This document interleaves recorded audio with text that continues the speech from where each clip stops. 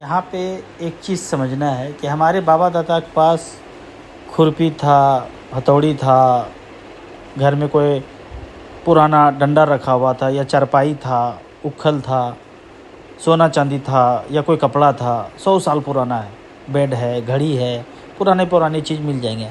अगर दादाजी का था तो किनका हुआ? हमारे पापा का हुआ, और पापा भी नहीं रहे तो हमारा हुआ।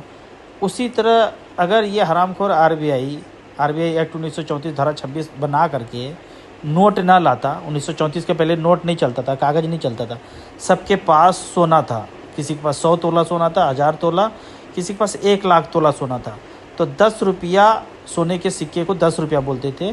तो 100 तोला जमा किया तो 100 10 रुपया करके, यानी 1000 रुपया, 100 रुपया का 100 नोट दिया, 10 रुपया का 100 नोट दिया तो 1000 रुपया आरबीआई ने लिख के दिया कि मैं धारक को 1000 रुपया अदा करने का वचन देता हूँ। यानी 10 रुपये पे लिखा, मैं धारक को 10 रुपया अदा करने का वचन देता हूँ, यानी कि वो 1 तोला सोना अदा करने का वचन देता हूँ। 1 तोले सिक्के को 10 रुपया बोलते थे।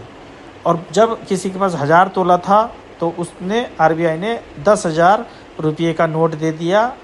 10,000 रुपया नहीं दिया, रुपया तो सोना है, रुपये का नोट दिया और उस पर लिख दिया मैं धारक को 10,000 रुपया अदा करने का वचन देता हूँ।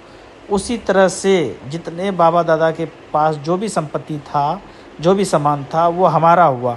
अगर ये नियम नहीं बनाया होता तो सारा सोना हमारे पास होता। नियम क्यों बनाया था? नियम बनाया था सारा हड़पने के लिए, डाका डालने के लिए, हमारा सारा संपदा लेने के लिए। उसी तरह से हमारी ज़मीन पे अब नज़र है, सारे ज़मीन पे लोन दे दे करके और हमारी ज़मीन को हड़पने का षड्यंत्र है। इसको समझना है और अपना रुपया मांगना है, जो सोने का सिक्का जमा है वो मांगना शुरू करना है।